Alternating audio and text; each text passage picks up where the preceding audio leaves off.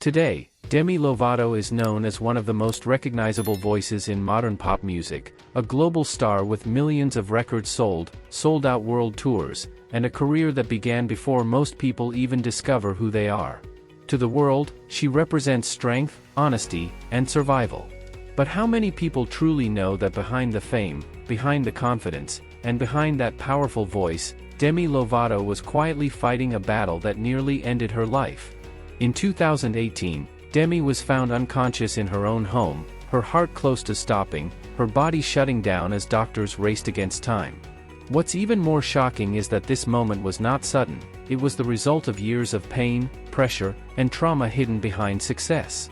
Many people believe fame protects you, that success somehow makes suffering disappear. It doesn't. This is not a story about stardom. This is a motivational success story about survival, about how Demi Lovato came closer to death than anyone imagined, and lived long enough to tell the truth. On the morning of July 24, 2018, the world still believed Demi Lovato was doing fine. Just days earlier, she had released a song called Sober, a quiet, almost apologetic confession that she had relapsed after years of fighting addiction. Fans heard vulnerability in her voice, but most assumed it was part of a healing narrative, another honest chapter in a story that would eventually end well. That belief was dangerously wrong. Later that night, Demi Lovato was found unconscious in her own home. Her breathing was shallow, her heart rate critically low, her body already beginning to shut down.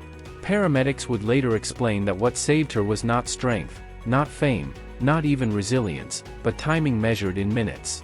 Had help arrived any later, there would have been nothing left to save. What followed was even more devastating. Demi suffered multiple strokes. Her brain was injured. She temporarily lost her vision. Doctors warned her family that survival was uncertain, and that even if she lived, the damage could be permanent. There was no guarantee she would speak the same, sing the same, or even remember the life she had built. For days, she lay in a hospital bed surrounded by machines, while the world outside speculated, judged, and searched for explanations. Inside that room, there were no headlines, no fans, no image to protect. There was only silence, fear, and a body paying the price for years of unspoken pain. Later, Demi would say something deeply unsettling. She didn't remember wanting to die. But she also didn't remember wanting to live. And in that fragile space between life and death, everything she had been hiding finally demanded to be confronted. Long before the world knew her name, Demi Lovato learned how to endure. She was born into a family already marked by instability, financial pressure, emotional distance, and a father struggling with addiction and mental illness. Home was not a place of certainty or safety, it was unpredictable, and that uncertainty quietly shaped how she learned to survive. As a child, Demi was sensitive, creative, and emotionally perceptive, the kind of child who feels everything deeply but rarely knows how to explain it. At school, that sensitivity made her vulnerable. She was bullied relentlessly, mocked for her appearance, isolated, and made to feel like she did not belong. The words followed her home, and over time, they stopped sounding like insults from others and started sounding like truths inside her own mind. Her parents' divorce only deepened the sense of instability. Her father's absence, combined with his ongoing struggles, left a quiet but constant fear in her life, the kind of fear children rarely have language for, but carry every day. Demi learned early how to read the room, how to sense tension, how to stay small to avoid becoming a problem. She learned to be strong before she learned how to feel safe. By the time she reached her early teens, anxiety had already taken root. So had a dangerous belief that pain was something to be handled alone. Control became a coping mechanism. Food became something to restrict or manipulate. Silence became protection. And hurting herself became a way to release emotions she did not yet know how to name or process. Music entered her life not as ambition, but as refuge. Singing gave her something school never did, validation. On stage, she was not the girl being mocked or ignored, she was heard. Applause replaced bullying. Attention replaced loneliness.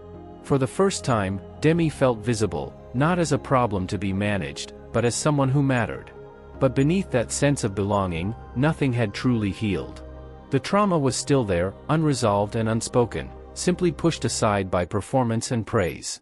Music did not erase the pain, it distracted from it. And when a child learns to survive through performance rather than healing, the wounds do not disappear, they wait.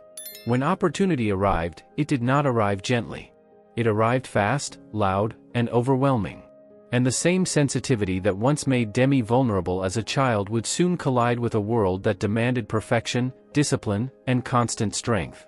Because when fame comes before healing, it does not save you.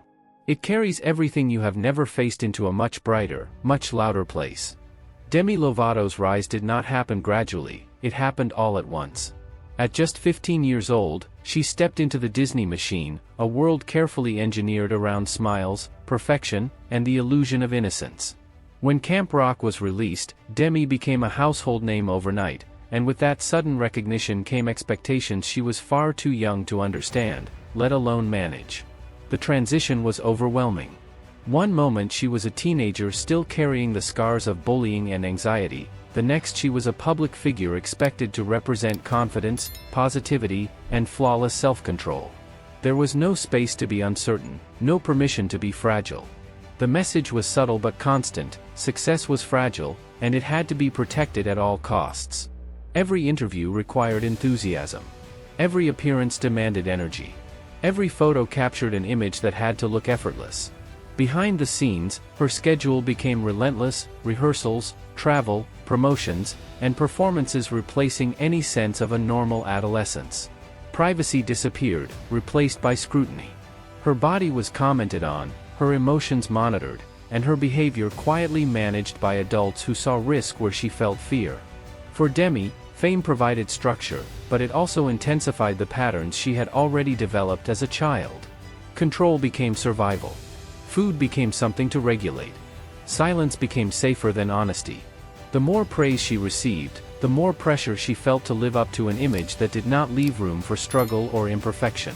By her late teens, Demi was living a double life. On stage, she appeared confident, powerful, and composed, a symbol of youthful success. Off stage, she was fighting eating disorders, self-harm, and panic attacks she did not know how to explain without risking everything she had worked for. She learned how to smile through exhaustion, how to perform strength while feeling completely disconnected from herself. The Disney era did not create Demi's pain, but it magnified it. The environment rewarded discipline and silence, not vulnerability or healing. When cracks began to show, they were treated as problems to be managed, not signals of deeper distress. By 2010, the weight became unbearable, and Demi entered rehab for the first time, shocking a public that believed success and happiness always traveled together. But the truth was far more unsettling. Success had not saved her. It had simply given her pain a brighter stage, and a much louder echo. After leaving rehab, Demi Lovato did not retreat from the spotlight, she returned to it. The comeback was immediate and highly visible. New music was released, tours resumed, interviews framed her as resilient, brave, and transformed.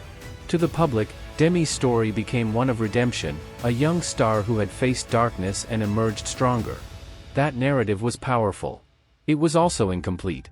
Demi learned how to speak about recovery in a way that reassured people. She learned which words sounded hopeful, which confessions felt safe, and which truths were better left unsaid. Her honesty became curated, shaped by expectations and applause. The more she was praised for her strength, the more that strength became something she had to perform. As her career accelerated, so did the pressure. Albums climbed the charts. Her voice matured. Her image evolved into confidence and empowerment. On stage, she commanded arenas. Off stage, she carried the weight of being an example, not just for fans, but for an entire industry eager for a success story that proved recovery worked. Admitting doubt now felt dangerous. Admitting pain felt like regression. Recovery, in theory, is about learning to listen to yourself. But for Demi, recovery slowly turned into discipline. Rules replaced understanding. Control replaced care. Staying well became a responsibility, not a process. When she succeeded, it was celebrated. When she struggled, it felt like a personal failure, not a human one. The illusion of strength began to take shape.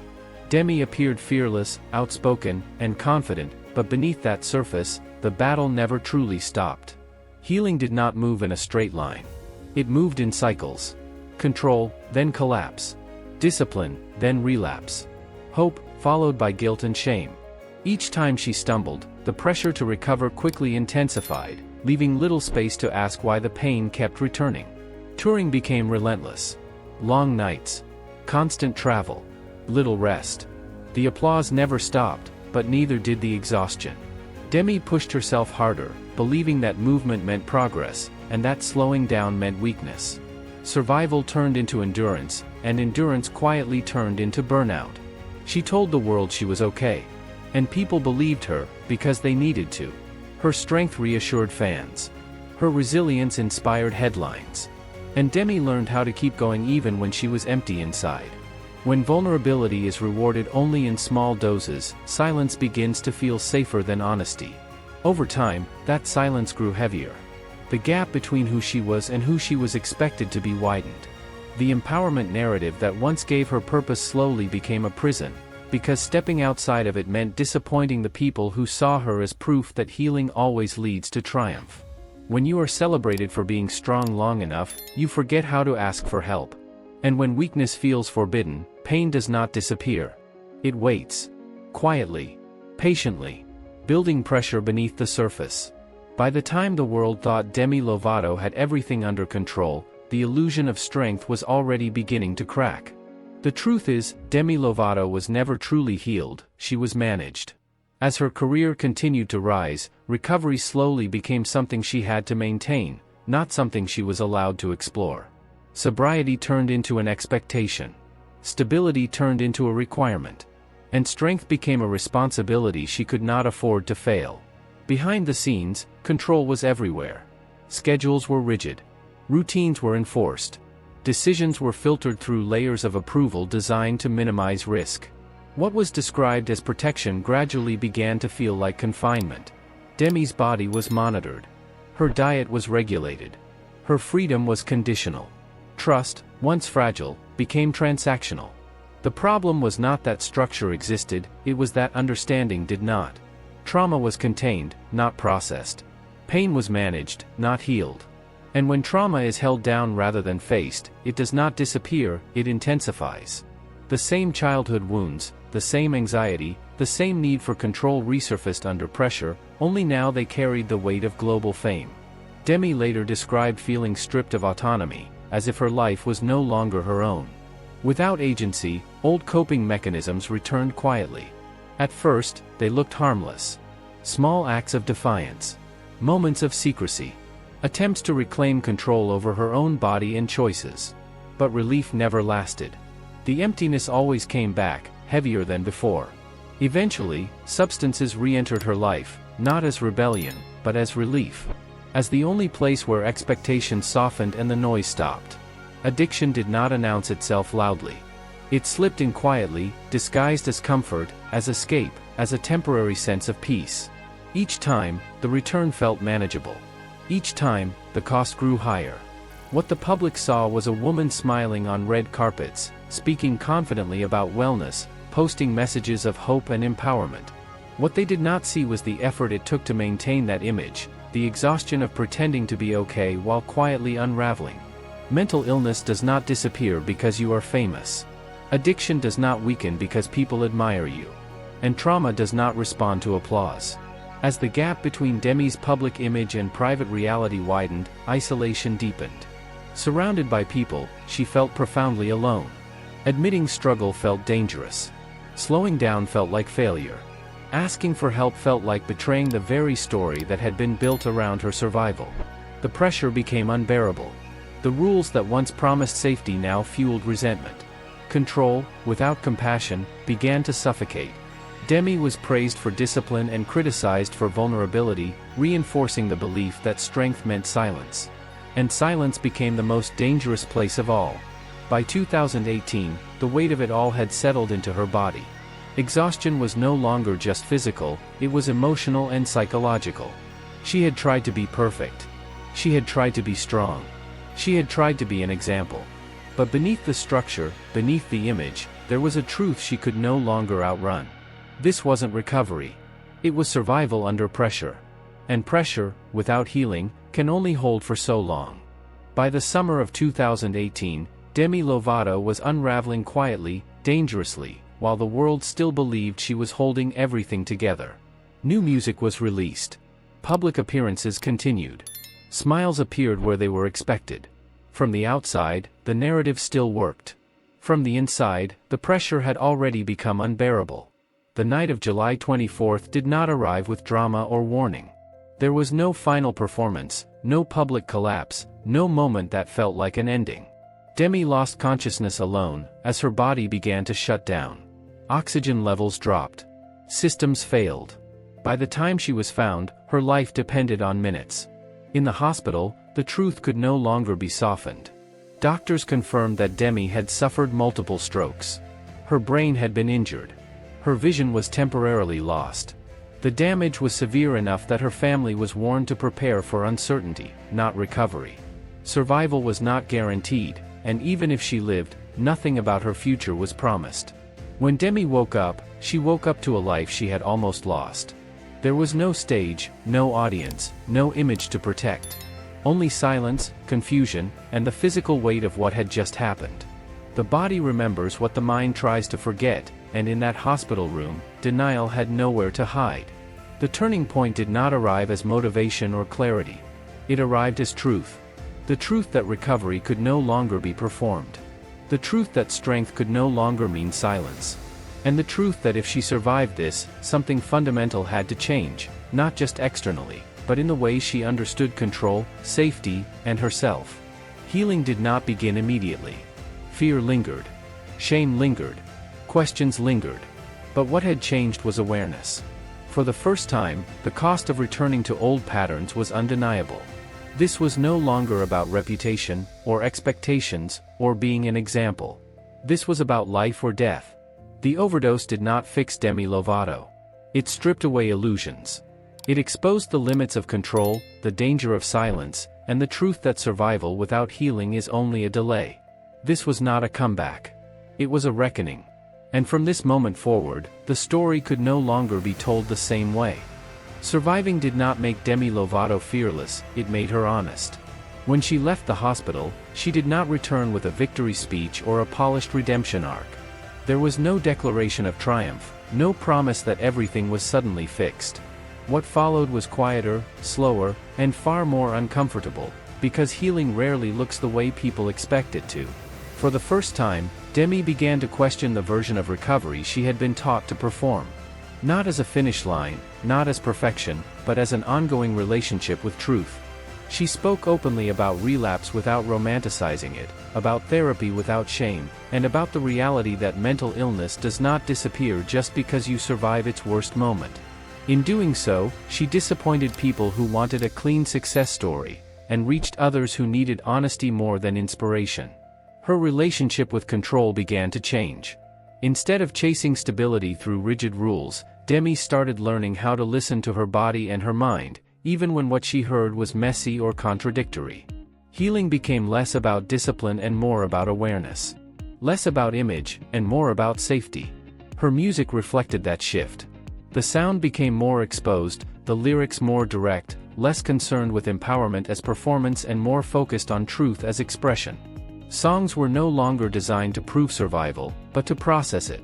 They carried uncertainty, fear, and reflection, the parts of recovery that rarely make it into headlines. Beyond music, Demi's voice began to resonate in a different way. She spoke publicly about the cost of growing up famous before learning how to feel safe, about systems that prioritize control over compassion, and about the long-term impact of trauma left unaddressed. She allowed herself to be complex, to change her mind, to exist without offering a perfect message. This honesty became her legacy. Not chart positions or awards, but permission. Permission for people to struggle without disappearing. Permission to heal without performing strength. Permission to remain human, even when healing is incomplete. Demi Lovato did not return as a symbol of perfection. She returned as someone willing to tell the truth, and in doing so, redefined what survival can look like. Demi Lovato's story is not about falling, it is about what remains after the fall, when the noise fades and the truth is all that's left. She had fame, talent, and the world's attention, and still came terrifyingly close to losing her life. Not because she was weak, but because pain does not disappear when it is hidden behind success. Fame did not protect her.